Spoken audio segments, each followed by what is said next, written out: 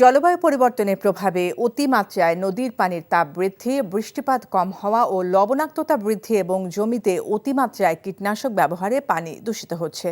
আর তাই ভরা মৌসুমেও ইলিশ না পাওয়াকে কারণ বলে মনে করছেন জেলে ও মৎস্য কর্মকর্তারা। তাই ইলিশ শূন্য ভোলার মাছের আড়তগুলো। এদিকে ইলিশ না পাওয়ার দেনায় জর্জরিত অসহায় জেলেরা।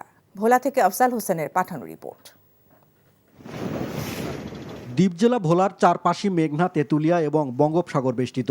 তাই মাছ ধরেই জীবিকা নির্বাহ করেন এখানকার জেলেরা। মার্চ ও এপ্রিল মেঘনা, তেঁতুলিয়ায় এবং 58 দিন সাগরে মাছ ধরার উপর নিষেধাজ্ঞা উঠে যাওয়ার পর জাল ও নৌকা নিয়ে মাছ ধরতে নেমেছেন জেলেরা। তবে ভরা মৌসুমেও ইলিশের দেখা না পাওয়ায় হতাশ তারা। সারাদিন মনে করেন এই 4-5 হাজার টাকার মাছ বেশি, আমার খরচ হইলো 8-10 হাজার টাকা। এত টাকা মানে আমাদের খরচ পোষে না। 8-10-15 হাজার টাকা খরচ, তারপরে মাছ হয় 3-4 থেকে 5 হাজার টাকার মাছ হয়। এই বিদায় নদীতে আর যাই না। ইলিশ বিক্রির হাক ডাকে সরগরম থাকতো যে আড়তগুলো, সেগুলোর বেশিরভাগই এখন প্রায় ফাঁকা। সামান্য কিছু ইলিশ আসলেও দাম ক্রেতাদের নাগালের বাইরে। জেলেরা খুশি না, মানে যা পায় বাজার খরচ হয় না, আমাকে আরকদারিও হয় না। জেলেদেরও লস, আমাদেরও লস। আর নদীতে পর্যাপ্ত ধরনের মাছ নাই, যারা সাগরে 8-5 দিন অবৈধ প্রহরে গেছে তারাও পর্যাপ্ত ধরনের মাছ পাইতেছে না। কাঙ্ক্ষিত ইলিশ না পাওয়ার কারণ হিসেবে জলবায়ু পরিবর্তন ও ফসলি জমিতে অতিরিক্ত মাত্রায় কীটনাশক ব্যবহারকে দায়ী করেছেন মৎস্য কর্মকর্তারা।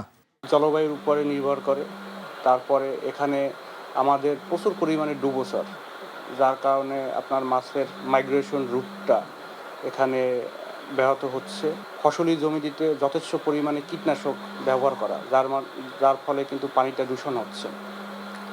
এছাড়াও এবারে কিন্তু বৃষ্টিটা অনেক দেরিতে আসছে, যার ফলে পানির টেম্পারেচার বেড়ে যাওয়ার কারণেও কিন্তু মাছগুলো আসছে না।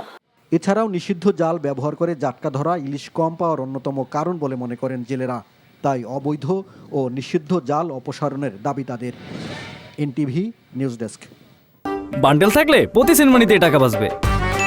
বিকাশ সেনমানি বান্ডেল কিনে জিতুন প্রতি লেনদেনে।